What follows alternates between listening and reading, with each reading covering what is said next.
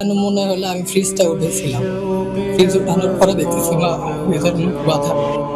নিজের মাকেও হারালেন এবং খুনের মিথ্যে দায় নিজের কাঁধেও নিলেন। এই দুঃখ কোথায় রাখবেন সাদ বিন আজিজুর রহমান? বগুড়ায় গৃহবধূকে হত্যার পর ডিপ ফ্রিজে রাখার ঘটনায় নতুন মোড় নিয়েছে।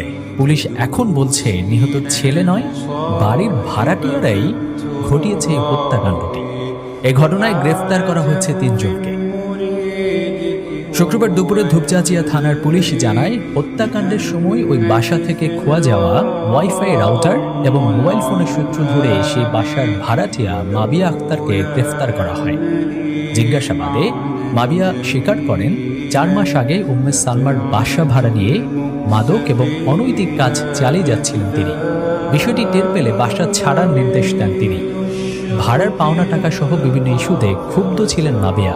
এর জেরে 2